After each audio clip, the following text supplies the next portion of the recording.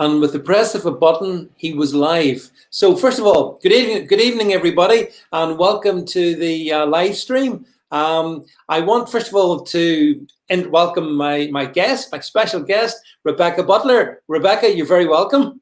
Nice to see you again, David. Sorry for the time off. That's you're allowed time off, dispensation. So listen, everybody, just as things kick off here, just want to say the usual routine. So if you're watching this, depending where you're watching this, if you're watching it on Twitter, do the usual thing, digital workout, hit the hearts button, hit the super heart if you want. And if you're watching it on YouTube and Facebook, leave a comment. Make sure you subscribe to my YouTube channel. And similarly, you can apply to join the Facebook channel or something like that. So someone says, how are you so punctual, David? I won the dot. Rebecca will tell you I'm not always punctual. True confession. So, hey, listen, just as we start, folks, I just wanted to start. We're going to talk about the whole education. I'm not sure what the right word, Rebecca, is. Debacle, chaos, whatever. We're going to chat about that. But just first, before I do that, just wanted to have a little minute or time. Indulge me for a moment.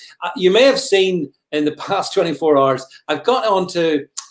the Twitter mob have descended upon me, as they do, as Rebecca knows. They love to do that, lack of reason.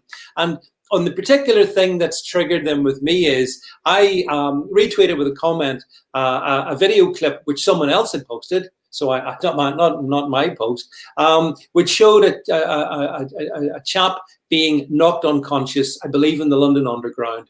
Now, that was completely reprehensible. It was patently unlawful. The mob have blamed me for being a racist for retweeting it, because apparently there was a longer version of the video which showed that the gentleman who was knocked out had used racist abuse against, I think, a number of young black men. Now, that's completely unacceptable and reprehensible. There's no place in life for racist abuse, if anybody, actually. But verbal abuse does not legitimize a physical assault. And I know that some of the Neanderthals on Twitter don't quite grasp these little nuances, but this is just from me to you. What I said, I 100% stand by. And frankly, you just embarrass yourself with your tedious little tweets at me. Anyway, enough said. Right, folks, so moving on.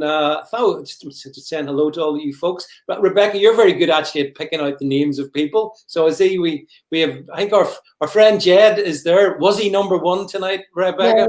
No, he wasn't. He wasn't at all. Jed, you're completely behind the curve. Harry was first on. Hi, Wendy. Thank you. It's nice to be back. So really looking forward to this evening. You know what, David, there's one thing I do want to say. In law, in criminal law, people often raise provocation. But provocation is only a partial defense to murder. So a provocation case would be something like the tragic case of Ahluwalia, the lady who for years put up with domestic violence, and in the end she snapped and she poured petrol all over her highly abusive husband and set fire to him. And she got done for murder. But when you offer a defense of provocation, or necessity, for example, if you kill somebody, then it reduces it to manslaughter. So it's a partial defense.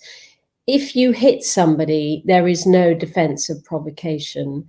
And, just moving on from the real life to Twitter, I have, as you saw last week, been horribly abused on Twitter for simply saying to somebody, if you're that devastated at the death of your friend, I'm okay with you not coming on the program. Like, don't go on RT Live.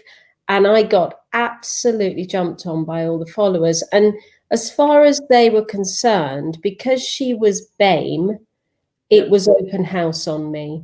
Yeah. So racism, and I blame the Black Lives Matter here, have completely lost any exchange rate value in racism, and everything now is racist, therefore nothing's racist anymore. And so it doesn't matter how much somebody gobs at you, in baiting you. Punching is not a justification. Provocation does not exist in the law of assault. And that boy was knocked out. You can kill people doing that. So it's not, you can't minimize, which I know people do, minimize a physical assault like that. When somebody hits the deck, they could kill him. And that's why provocation is never allowed in the criminal law other than a partial defense. Yeah. I mean, I think you made the very shrewd distinction between real life and Twitter, and it's a good distinction to make. And we mustn't ever think for one moment that Twitter is real life. And thank God it's not, Rebecca, because what it means is that people like yourself and myself, who I don't believe have got a racist bone in either of our bodies, are abused and called all these horrible names, as you were last week. I saw that, which was distressing. I've been called all kinds of things in the past 24 hours. And it is fundamentally that race relations, I think, are being poisoned so much by BLM that you can't have an informed and intelligent debate. You can't say simple, reasonable things without certain people verbally assaulting you, and as I've seen today, hundreds of people saying, yeah, it's fine to knock somebody out if they've said something that's racist.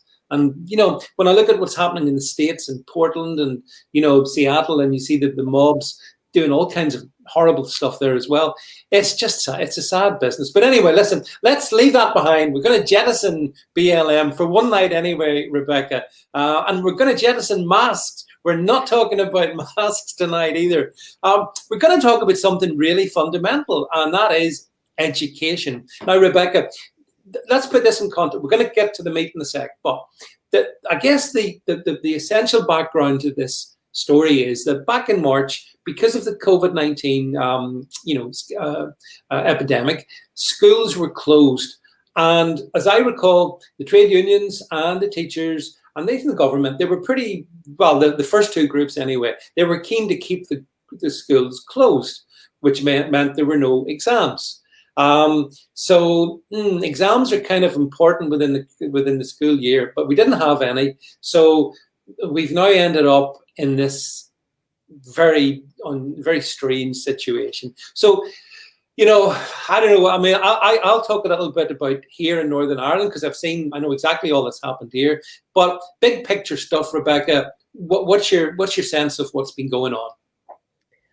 Well, if I may just very briefly take everybody back to December 2019, when Labour Party official policy was that teacher predicted grades after mocks in January were unfair and disproportionately prejudiced against children from ethnic and actually I'm going to qualify that, Black backgrounds and poor backgrounds, because anybody who can read knows that Asian children do not suffer in our health system. Asians are the highest performing group. Asian boys outperform all other boys by ethnicity, and Asian girls are as good as middle-class white girls, irrespective of social group. So it is Black kids who suffer disproportionately from teacher grades. And that in turn affects which universities they go to and which universities they aspire to go to. So I'd just like to remind anybody who's forgotten that Angela Rayner spoke at great length on this when she was shadow education under Jeremy Corbyn, and they wanted to abolish teacher predictions. So in the light of all of that, teachers have this time grade inflated by 12.5%. 40% of students have not been given their predicted grades because the algorithms set up to moderate have underpredicted exam performance if it had occurred. What they fail to say is that 60% have overperformed or equaled the teacher grading. So The drama is over 40%. Within that, there are some hard cases and there are some sad cases, but ask yourself rhetorically, is it fair on last year's cohort or next year's cohort that this year gets 12% grade inflation? That, by the way, is the difference between a C or an A at maths, as an example. So where is the big injustice done here? I think grade inflation is one of the greatest injustices in our education system. And it is something that has to be got hold of, and it is achieved, and Michael Gove did this very successfully by preventing marks for continual assessment work. So he got rid of that. It's all exam. Most subjects are now all exam based, and it is a fair competition at exam time. So grade inflation causes terrible injustices between one year and the next. So like my son, for example, was a very good mathematician at A level. He was never A star level, but he was an A graded student, but he got a B. And that B has actually scuppered him because degrees are so devalued now, 2 1s are devalued. So when he was looking for jobs in finance, the first place the employer goes back is the A level. So this year you're going to have grade inflation on A levels. A levels really matter. But I honestly think that an algorithm that did moderate, bearing in mind exams are moderated, the whole system is already moderated, it's just that they moderated the teachers' grades no differently to how they would have moderated the exam results. And there's just been a kick and a stink and shouts of, U-turn. That's all the media wanted, was a U-turn. And now it'll be Gavin Williamson has to resign tomorrow. It's ludicrous. Government should have stood firm and said Scotland are just pandering to their electorate for ref. Wales is so far left that it's irrelevant, and the standards in Wales are very, very poor for education. I think the English Parliament should have said no, and I think Boris Johnson should have absolutely stuck an iron rod in Gavin Williamson and said, don't give in. Ofqual was given the job. Ofqual must deal with the fallout. It's only 40% of students. Yeah, I mean, it's interesting because you mentioned Scotland and Wales. And here in Northern Ireland, and I actually happen to know the education minister here, and he's caved in exactly the same way. And the reason he's over GCSEs, he's caved because he knows that they will be released on Thursday. There will be exactly this media hysteria. And so some of the other left-wing or more left-wing parties are circling him like sharks, someone in the sea. So he's just said, yeah, it's 100%. Teacher grades, 100%, and there you go. But I mean, there's so much sort of depth to this one because you mentioned stuff like grade inflation, which it's almost unimaginable to me the damage that has done, Rebecca, over my lifetime. From even when I was school and a student, the grades are just unrecognizable. But Michael Gove, and I'm glad you mentioned him, he did make a difference. I thought he much to the consternation of the teaching unions, he started to make positive changes. But Cummings, it was him and Dominic Cummings that did it.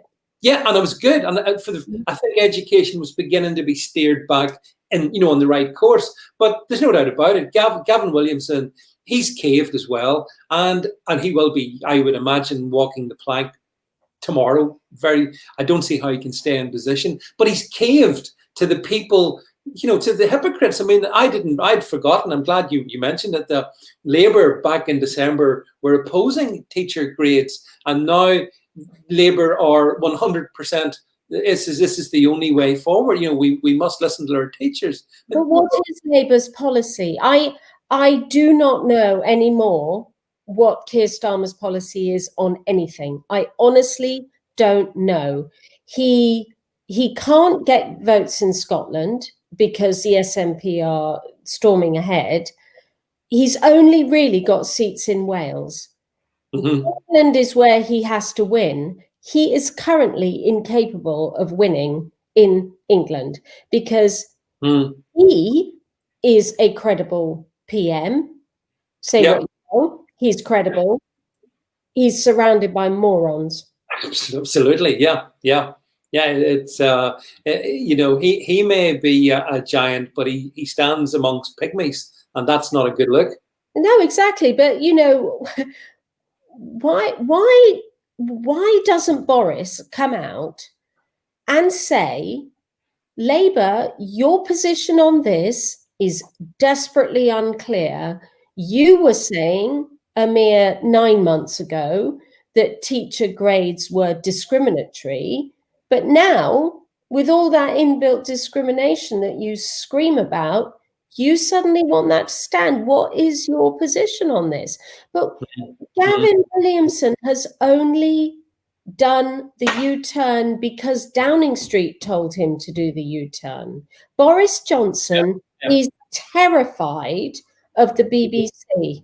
He is, He's terrified of them. He's lost his balls.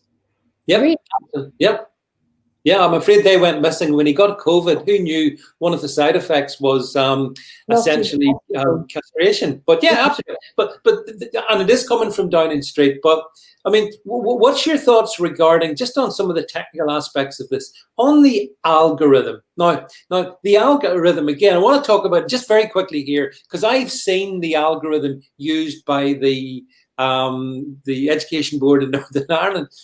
It's heads up. It's not an algorithm. It's like so. I don't know if you saw. I don't think I tweeted it, but I got a copy of it. Basically, it is literally, Rebecca, something scribbled on the back of an envelope, and it's not an algorithm. It's just trying to work out ratios, trying to say, well, that, and that may be the same in England. I would be amazed if it's that much different.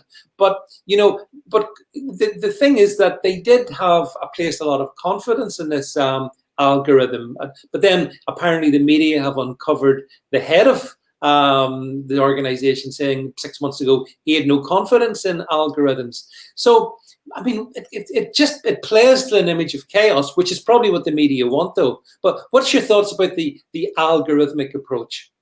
Well, I do know a little bit about this because when I was at bar school, I taught at Southampton University.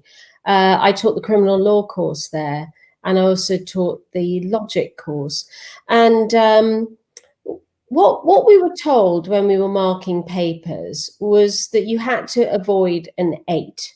So a 38, 48, 58 or 68, because anything that was marked an 8 went in to be moderated. So it either went down to a 6 or up to a 0, which is the next grade boundary. Yeah. So we, I mean, I ignored it because I just thought, well, I'm going to mark the paper and I'm not going to be mindful of an 8. Yeah. I'm just going to be marking paper. But what happened to me, bearing in mind I'm talking 20 years ago, and the attitudes at higher education were really no better than they are now, or they were beginning their decline, was I then got my 8s back because somebody would moderate it. And then the moderator would say, put it up to the next grade or put it down. Mm-hmm. So I got a sheaf of papers, and the one that really annoyed me was a 38, which is a fail. And this student had answered 3 out of 4 questions very badly. And the 4th question, they'd simply repeated the question. I am asked to discuss the mens rea of recklessness or whatever it was. Yeah. And I gave them a 0. And the lecturer, full-time member of staff, the academic, said to me, you've got to give them some marks for that. I said, well, I'm not going to. And they said, well, you have to. I said, no, I don't. Show me in my contract where it says I have to. Mm-hmm. And they said, but otherwise he's going to fail. I said, he's lucky to get 38 points. Yes, we don't want this many fails. I said, if you don't want this many fails, you need to improve the standard of teaching, not mark up the duffers. Yeah. And I had an absolute, I stood my ground. Some of the other academics stood behind me and said, absolutely stand your ground, because ultimately that paper was mine. And I said, right, I will remark it. It's going down to 36. And then he's an absolute out and out fail. I will dock 2 marks. Yeah. They asked me to give him marks for getting his name right. Oh my God. For his English. Yeah. I said, his English is appalling. His punctuation doesn't exist. You know, this is a shockingly, we shouldn't even have this person in our department, because we were a 3 A's at A level or a 3 A stars at Southampton. Yeah. And I said, no, he's just not up to the grade. We need to kick him out. He's rubbish. Good riddance. So I did stand my ground, but I know that there is, in academia, there is this, you can only succeed. There are no failures in academia now, none at all. So I do have some insight, but going back to the algorithm, when papers are marked in the traditional way after an exam, they go through exactly the same process.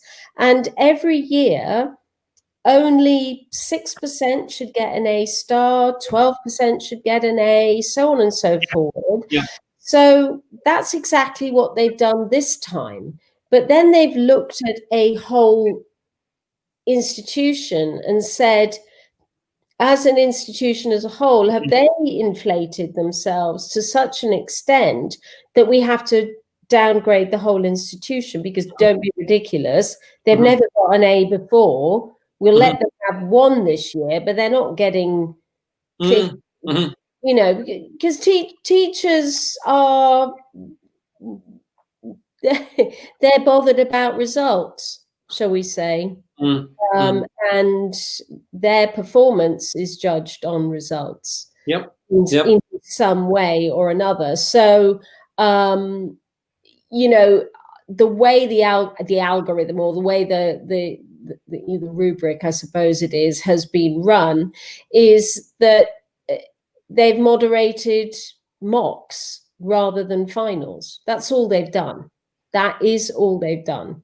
And they gave the teachers the opportunity to take the mocks and say, well, actually, at final exam, they might have done better. And all the teachers, it's 12% grade inflation. We can't have that.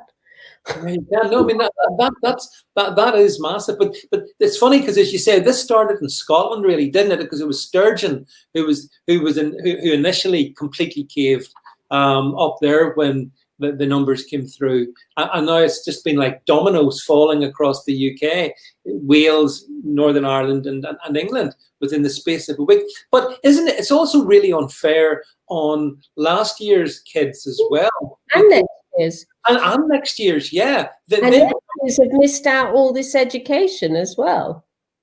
Yeah, that's it. Yeah. Yeah, and exactly, Rebecca, because I mean, in the case of the A levels, these are the students who are wanting to go on they're going to go to university. And the universities themselves, by the way, their quota of intakes that new entrants that they can take, I think it's been, despite COVID, it's been restricted to 7%. But if you have all these students now surging, these vast numbers who have got these massively inflated teacher reviewed grades, that's going to impact at university level as well. So this is right across the academic piece, from secondary school right into uni. Yeah, but the difference is that universities are businesses, and what the universities will sort this out, because the universities need their numbers, and they will simply, I think, they will offer they all apply through UCAS. Yeah. Students would have had to have committed themselves to their UCAS first choice. They would have had to have confirmed their number 1, and then you always have a conditional if you drop a grade. So of the 5, you end up with 2, and then on results day, you know if you got into 1 or on your grades 2. So, you know, the universities should just say, if you put us first choice, you'll get in. You know, bearing in mind, all of the students who want to go to Russell Group universities, enough statistically that it doesn't really matter, will have got those grades anyway. There'll be one or two outliers on the stats, but by and large, because 60% either overachieved or did get the grade expected by the CAG, the Centre Approved Grade, then they will get their place at university. And that is a big issue, but the universities will not run dry on this. The universities will make sure that the number of kids to whom this really applies is a tiny, tiny handful. And I mean a tiny handful, because once the appeal has gone through, so these kids that the BBC's been trawling out, you know, there was a Somalian boy on who was like a genius at maths and physics, and he's in some London academy, and he was predicted A star, A star, A, but he got A, B, B because his academy was rubbish 2 years ago. He will get through his appeal. And then, okay, he either goes to Cambridge or Imperial. Does it really matter at the end of the day? You know, if you're that high up, whether you go to Cambridge or Imperial doesn't really matter anyway. No. I mean, I know it's a disappointment, but in all of the life's travails at the moment, going to Imperial rather than Cambridge is hardly a hardship. Yeah, it's not really a toughie. But you mentioned the BBC. They've really, well, the media generally actually have really run this as a, you know, well, they've politicized it. I mean, everything's politicized these days, not least education. So they've got all the students out, you know, with their placards, with some of which hilariously, yeah, we all saw it. Yeah, they can't spell, but still they're getting A pluses. And so they were there, and to me, I mean, this was essentially an attack fundamentally of the government. That's what it was by the media.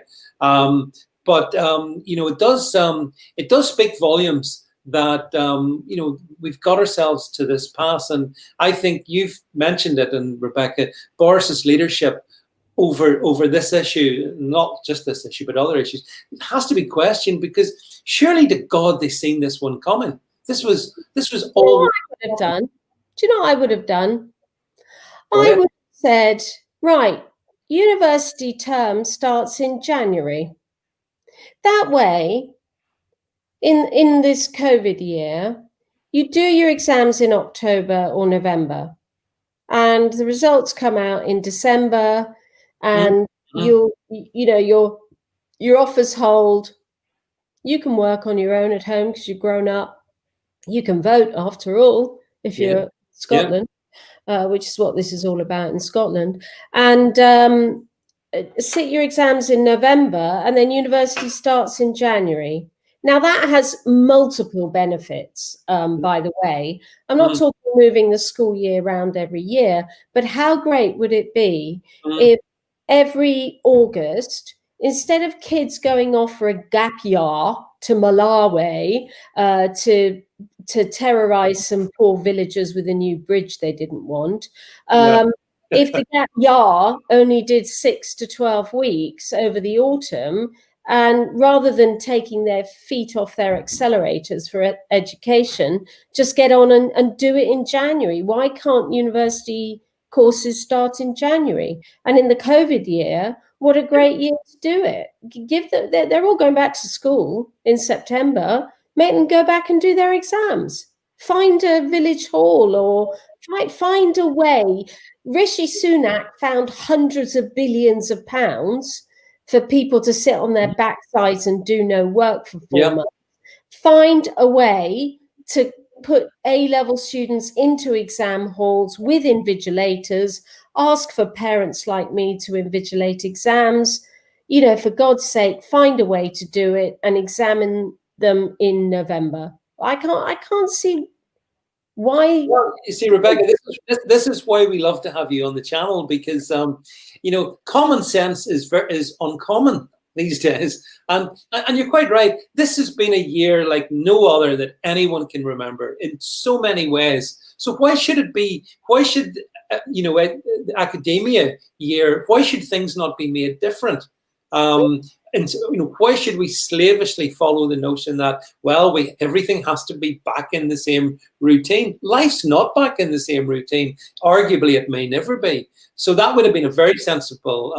Well, perhaps when Gavin Williamson falls on the sword, Rebecca, put your name forward. See if you can see if they'll get somebody with any sense in there. But I don't know. I think sorry. The thing is here that the students are not going back to normal university in October. They're not going to be snogging in Freshers' Week for 3 weeks now. They're all going to be in virtual courses. So the wealthier kids who might not have taken a gap year will take a gap year because it's not going to be a normal university experience. I wouldn't go to university now. If I was 18, I think there was no way. I'd rather wait. And I know that all of the universities are going to be holding off on live sessions till January. Yep. So why not put the academic year back to January? Like, by the way, the rest of the world in January. Why don't we do that? Well, again, very sensible. I actually spoke with someone today who was telling me that, so we've got 2 universities here in Northern Ireland. One of those universities, which is the one I went to, Queen's University in Belfast, they are recommencing normal courses. But the reason they're doing that?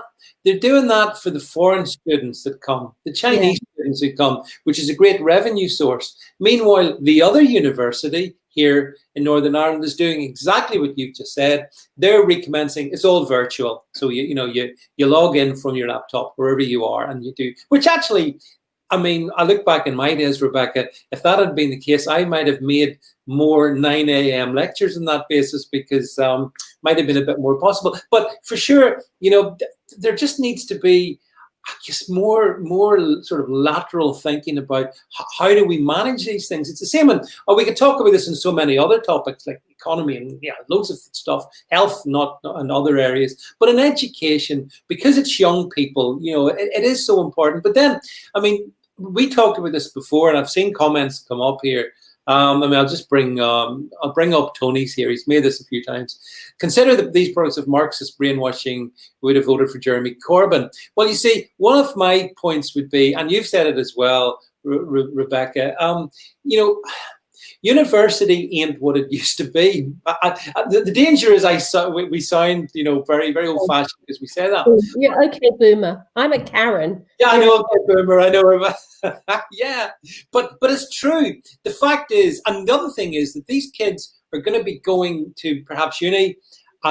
Where's the jobs going to be? By the time we've reaped the whirlwind of COVID, I fear there will be many less jobs for them as well. So, I don't think university is for everyone. I completely believe in STEM top subjects that naturally it's got a significant role. But honestly, I mean, I've said this, it's controversial, but you see the arts and social sciences, get rid of those departments. They're pretty much useless.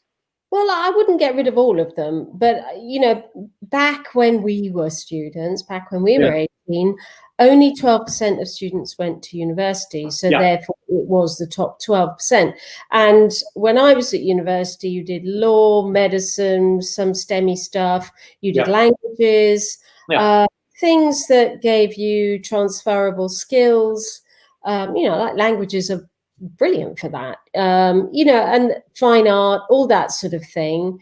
The very best went to university, but there was a policy of apprenticeships. There was and the environment was one in which tradesmen were valued.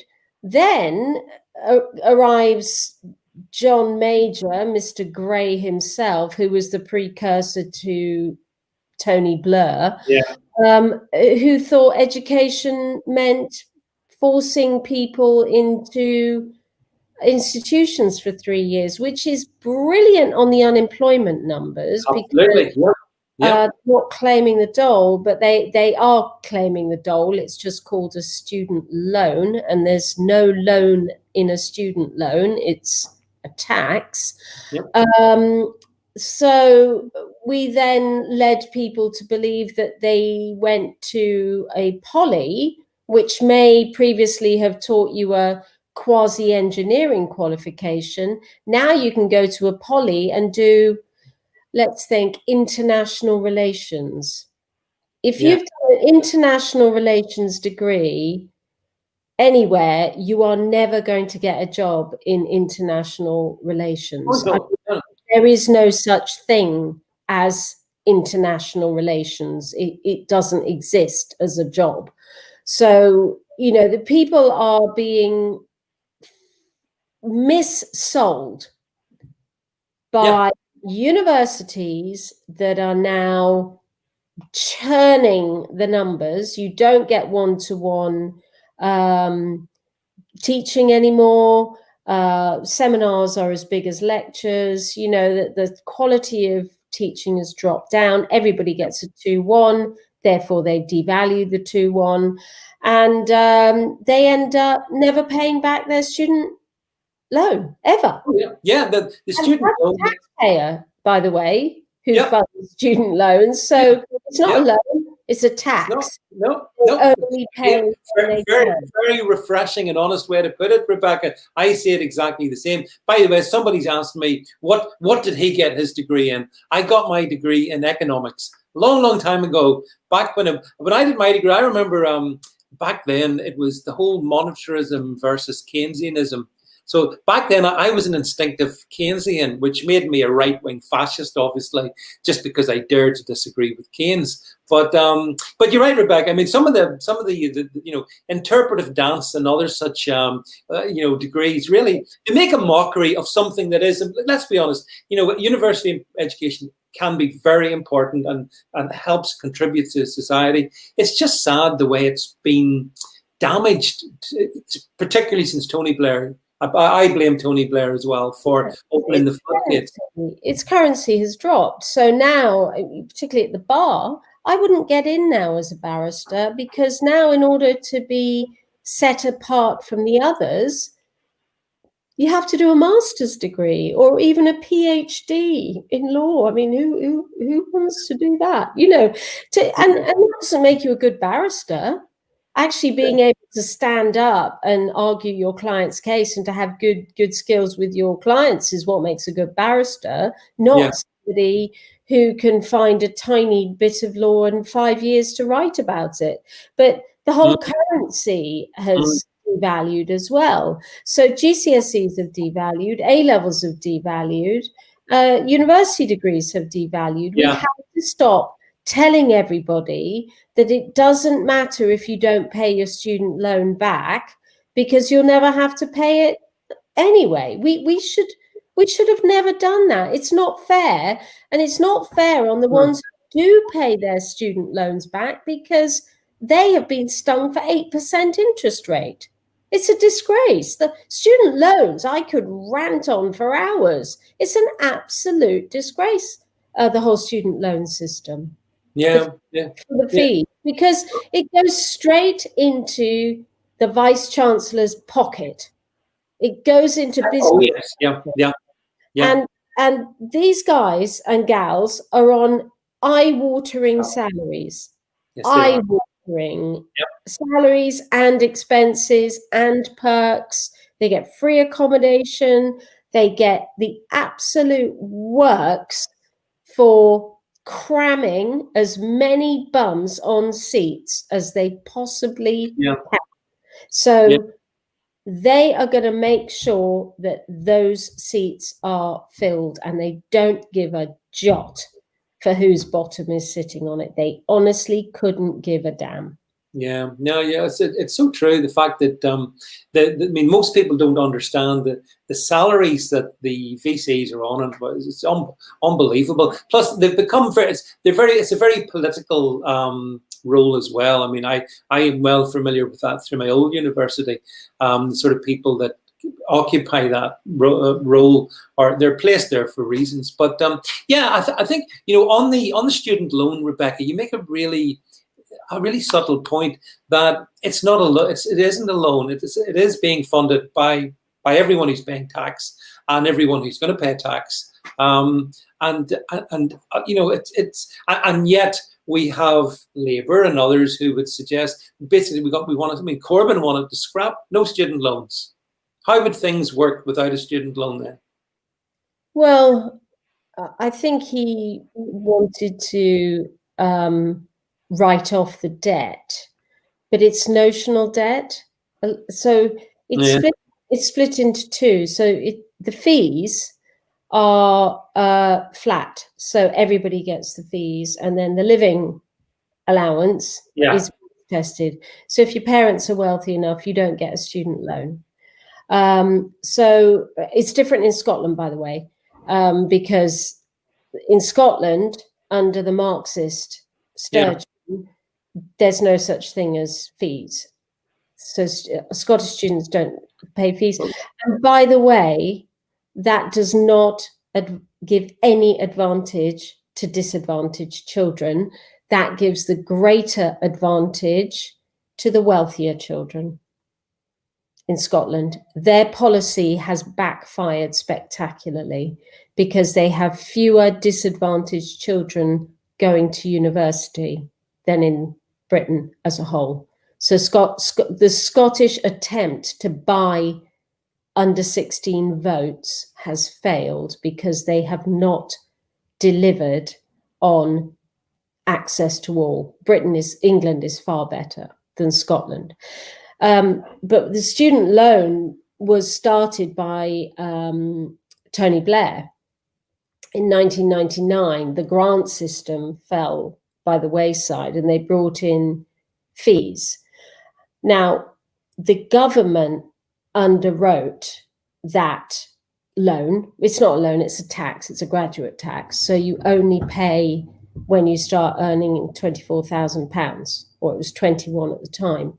Tony Blair and Alistair Darling, Gordon Brown and Alistair Darling sold that debt to the Student Loans Company Limited.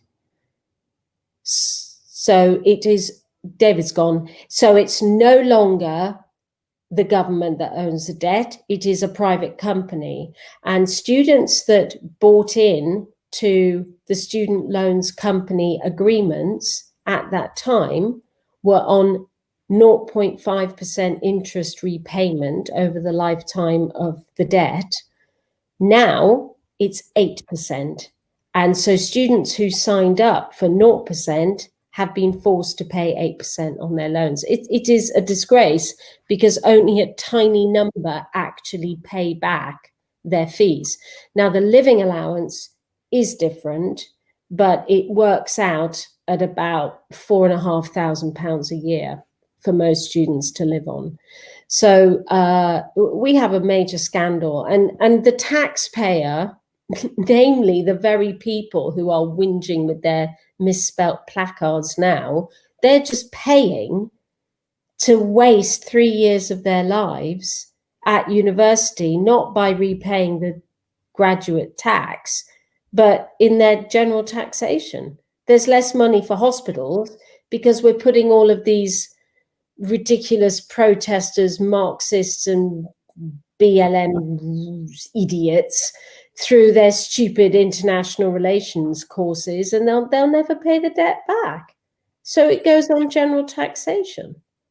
Well, I hope that was a masterful explanation from Rebecca. I am back.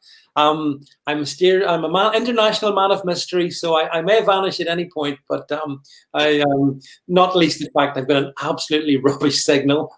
So anyway, Rebecca can easily do this without me, and she doesn't need me to be here at all, actually. I do. I am back. So yeah, I mean, the whole issue of the student loan is not one that's properly understood. And actually, Rebecca, just while we're on it, again, it's the other dimension to this. And Without mentioning anyone in particular, I mean, unfortunately, some of our leading universities, never mind the ones further down, but like Russell Group in particular, like they're riddled with Marxist professors of all types and shapes who say stuff which is just staggers me that people can say these things. And then I think, and okay, we can argue, and we're well capable of arguing back if we want, but I think about a 19-year-old version of me, and you're going in, and these people are probably quite awe-inspiring to you. So does it, that's very worrying that young, impressionable 18, 19-year-olds, of that age are under the tutelage of avowed Marxists. Well, maybe we should do what the German education system, which is vastly superior to ours. Maybe we should do what they do, because after they leave their school, their gymnasium, if they're like the grammar stream, they have to go and do 2 years of national service of some description. Now, that isn't in the army. That is a national service. So they go and be social workers, paramedics, hospital porters, you name it. They have to work for the state in any job that they're given. They can state a preference, but there is a state scheme for national service. And the consequence of that is that you actually keep people off the employment numbers for 5 years, because they've got their 2 on the state, being employed by the state, so paying their taxes back and then spending that money back into the economy. So most of it goes back anyway. And then they're 3 years at university, but they get into university at 20 or 21, and they're so much less impressionable at that age. They are more mature. They are better, I think, at saying to us Marxist lecturer, like, oh, please, do I have to listen to this? Or they'll just dismiss it rather than swallow it hook, line and sinker like an 18-year-old would. And so there are ways around for this, but I can see why Dominic Cummings wants disruptive people to be around him, because it's the same old nonsense that they're just jiggering around the edges, this government. They're not actually doing anything of any substance. What have they done? What have they done of any substance, this government? Nothing. No, nothing. And in fact, actually, whilst I would view a Labour government with horror, but at this point in time, it's not obvious that this Conservative government is really any better, because they've achieved nothing. In fact, actually, what they're doing is they're making Labour, especially Stormer, appear viable. And they've done that because of essentially what I see is we've talked about this, Rebecca, some very low-grade people that they have, like in government and then advising government. I respect Cummings for wanting to try to disrupt it as best he can, but I would suggest this government has achieved nothing other than annoying an awful lot of Conservatives, which isn't probably very good result. They've just recruited a bland batch of thickos whose face fits, who's blown smoke up enough people's backsides in Westminster. I say that with some anger, because when I stood for selection here, Central CCHQ said, forget it, we're having him, because he was a spad to Jeremy Hunt, of all people. And so the spad beat me to it. And he's the most bland, boring thicko that I've ever met. He doesn't understand anything. He's never done anything other than be a politician. And he's 28, was wearing a shiny suit and a toy from Primark, and plastic shoes, absolutely no substance, no chutzpah about him. He was just bland, central casting. This is what a Tory MP looks like. And they are playing at politics. They are where are the brains?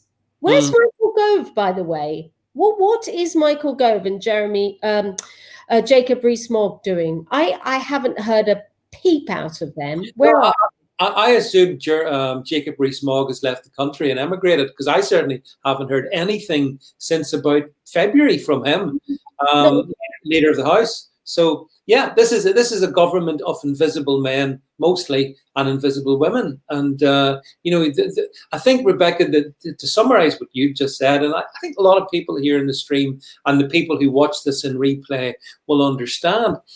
You need to have real life experience. You have got to lived a life, and all the ups and downs, and all the good bits and the bad bits and stuff.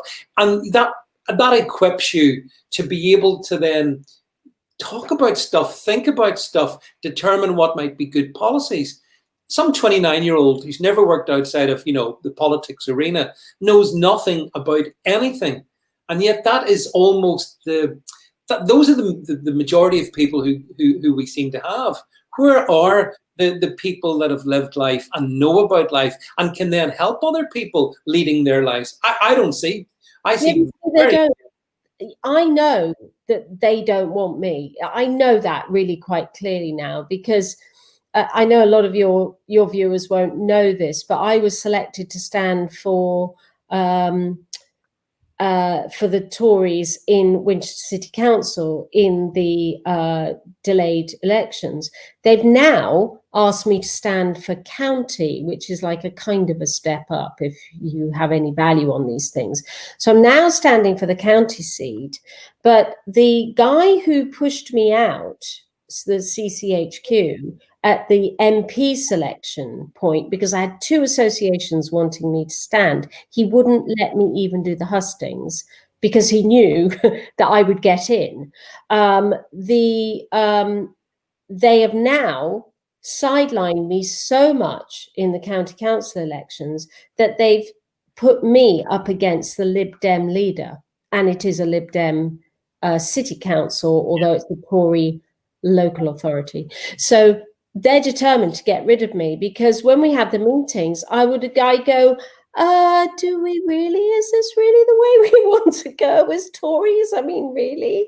We had a climate paper put forward, and I went, has a scientist actually looked at this? This is not supported by science. We can't be carbon neutral in Winchester by 2024. But they're just lapping it all up. I'm honestly on the verge of giving up as a Conservative, but actually saying, you know what, I think you're all thick, and I really don't want to spend 4 years of my life committed to having to talk to you people every week about policy, because you are truly quite dumb. But that's their recruiting ground for MP. Yeah, and that's so reflected when you see the caliber of what sits on the. I mean, we've talked about this before, Rebecca, the caliber of what sits in council. But if you look at the caliber of what's on the green benches in Parliament, it's not good. Like it's not something that a country should be proud of. And I think it's sad that people like yourself, who are instinctive Conservatives, traditional, who understand life and whatnot, aren't embraced by a party because, frankly, the way this Conservative administration is going, it looks like Labour, except with Boris as the figurehead. We've had, Priti Patel being so woke. All of them are so woke fundamentally, and those who I had time for seem to have actually gone missing. Seriously. I feel sorry for Priti Patel.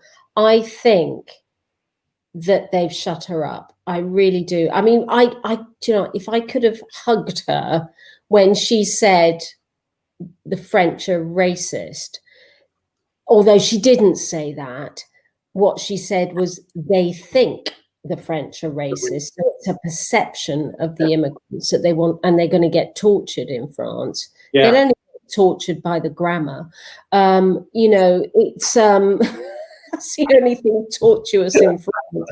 Everything else is paid for by the state.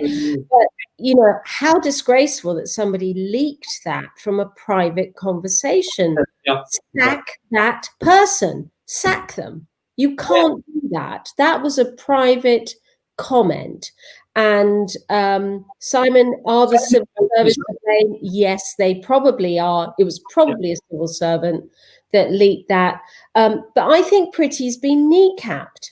I honestly think she has. I mean, I know we're not here to talk about the migrants, but I know our viewers are very bothered about it. They are, yeah. What is sending the Navy going to do? It's going to provide more ships to shepherd more people across the channel. The Navy is not sending them back.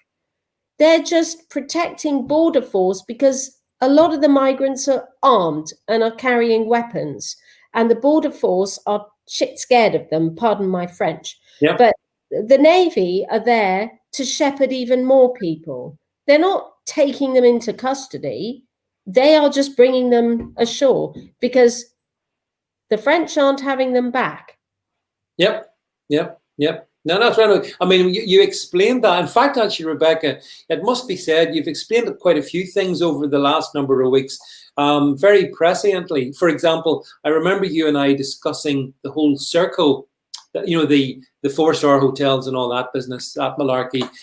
Quite a few. I mean, apparently, when Nigel Farage went and talked about it, it suddenly hit headlines. You were talking about it, a month or maybe longer ago. So that's why everybody watching this, you paying attention to Rebecca is good for your education. You don't need to go to university.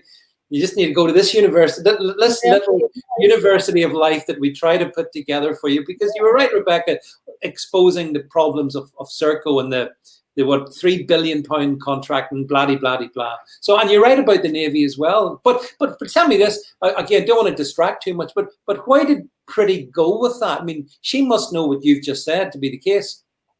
What, why did she go with the Navy? Yeah.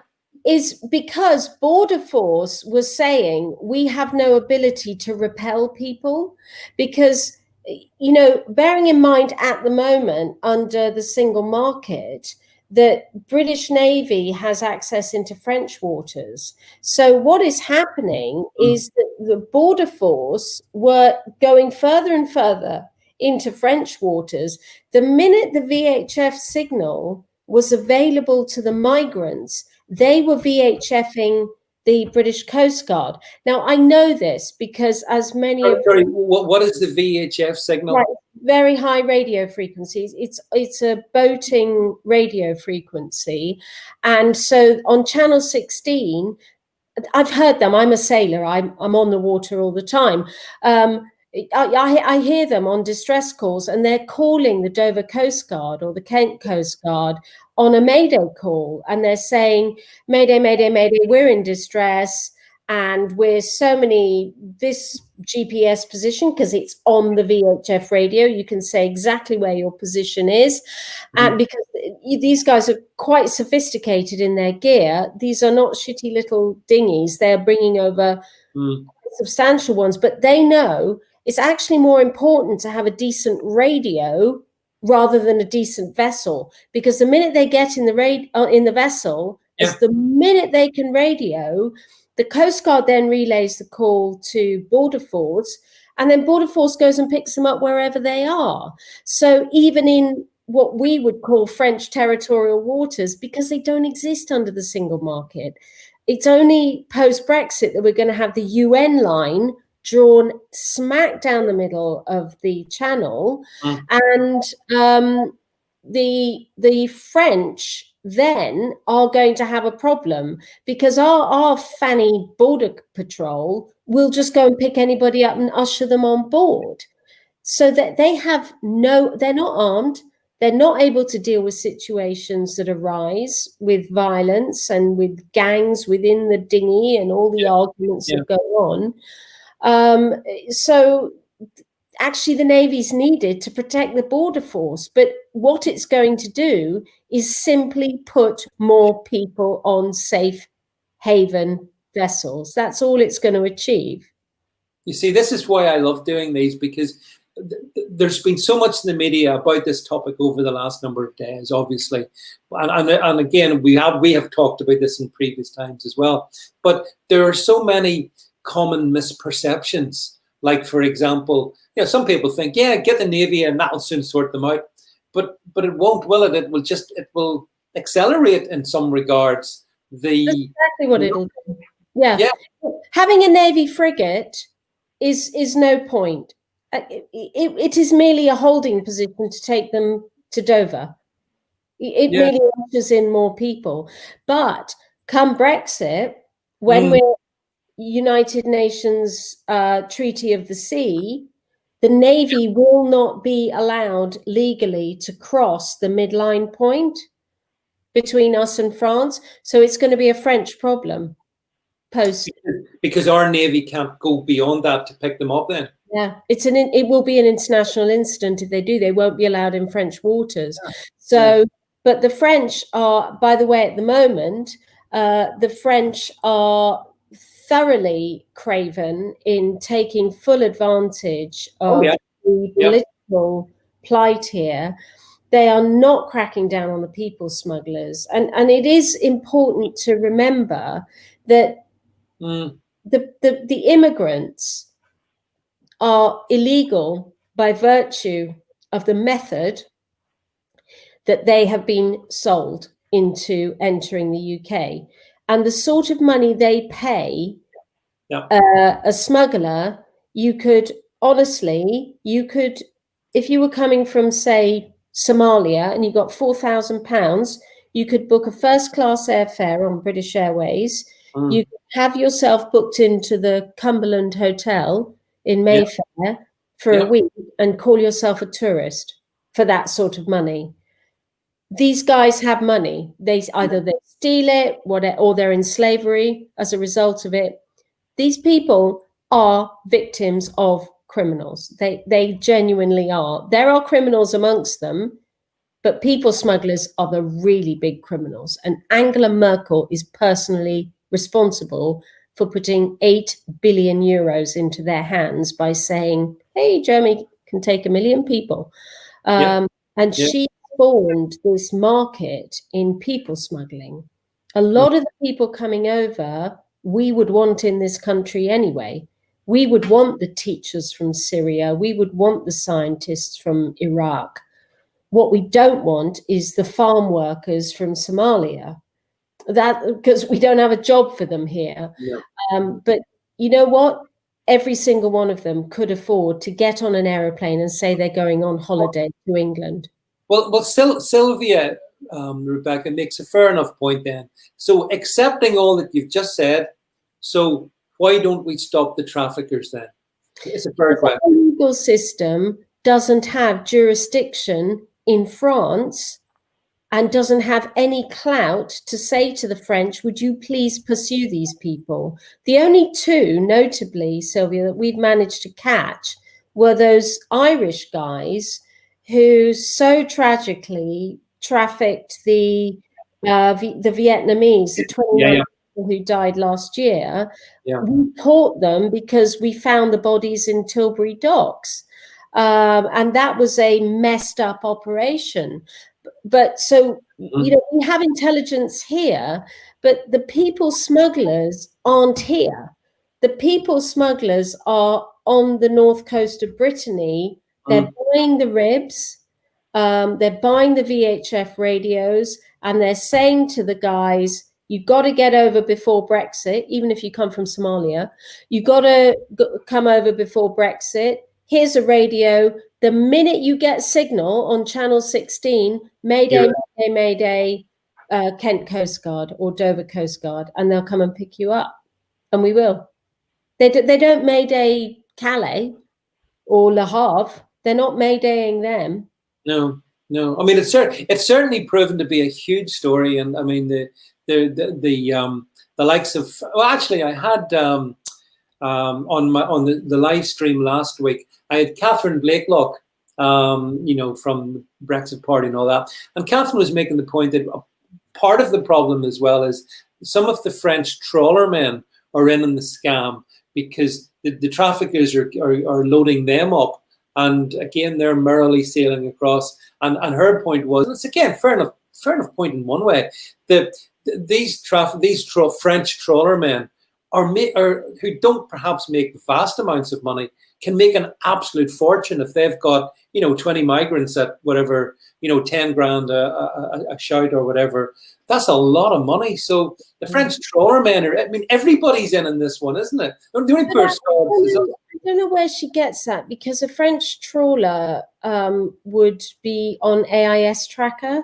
So they'd have to land in Dover and they'd have to land at a port in order to discharge the people. They'd all, I don't know if that's, but actually that is harder to believe than the rubber dinghy version, because the rubber dinghy version is low level of detection. Now, a lot of French fishermen would know that that's 20 years custody if you get caught, and the chance of getting caught is very high because every single vessel has an AIS tracker. So, and an AIS tracker, by the way, is on the VHF signal, but it shows up on the charts and you have a history for your vessel. And if, say, your AIS tracker got switched off mid-channel, or your AIS, you suddenly stop as a fishing boat to take on migrants, they're taking them on from a rubber dinghy. They're not necessarily going to load them on at a port. There are too many opportunities for them to get caught, when in fact it's the rubber dinghy that is the preferred, because of this ability to call up a mayday call, really, because the range, it's 20 miles across the straits of Calais. The range is more than enough for Channel 16. Yeah, well, again, Rebecca, it's always an education to speak with you, because these nautical terms probably a lot of us aren't overly familiar with, but we do, as Linda pointed out there. I mean, we see the hundreds of the little dinghies in Dover port and whatnot, and we see that with our own eyes. And ultimately, I mean, I've said this before. My view is, folks, I don't blame the people wanting to come here. I mean, some of them I would certainly not want to have here, but I don't blame them wanting to better their lives. That's understandable. I blame our government and our authorities for not being more robust in how they handle it. I mean, actually, Rebecca, the French must be loving this. How many millions are we pushing across to our friends, across the channel to take care of security? We have. I mean, the Le Touquet agreement was signed 5 years ago, and the French still haven't taken it on. Now, I'll just say something, though, that the Normandy and Brittany coastal towns that we used to love so much, now you can't even stop your car because you get mobbed by Africans, basically. And it's quite scary, because as you're going into the ferry, you have to lock everything. Gone are the days when you could just park up and have your bikes on the back and park up and go and have a meal before you get on the ferry. That they have blighted these coastal towns. So locally, those people do really want this resolved. The French understand the maths here, that if you discourage them, if we discourage them, then the problem will move away from them, and it'll just trickle back down to, say, somewhere like Marseille, where they're all Gibraltar, which actually is quite difficult to get into, because I have sailed around there and I have seen rubber dinghies crossing the Straits of Gibraltar, but they get into Spain. They just get into Gibraltar. But the thing is, of course, that the French people are concerned about it. Macron is absolutely trashed in the polls. And, they're trying to find an anti-British rhetoric for many reasons, one of them being that the anti-EU sentiment is very high in France. And politically, the more they can point the finger at the Brits and hate us, the better. But actually, the anti-EU movement is really quite strong, and they are fed up of the migrants. Now, I know we've run out of time, but there are so many things to say about this. But I honestly think, going back to where it started, that we are watching a terribly weak government at the moment. Terribly, terribly weak. I live in Kent. Sorry, Kim. I live in Kent, and more of us see them as freeloading parasites, and that's not changing. Ditto Doris Johnson government. Yeah, well, I think we're all disappointed in Boris. I really, really am. I think he's turned into a very weak leader. And I remember the Conservative chairman came to my house about 2 years ago, and we were going through that whole drama of the withdrawal deal and Theresa May.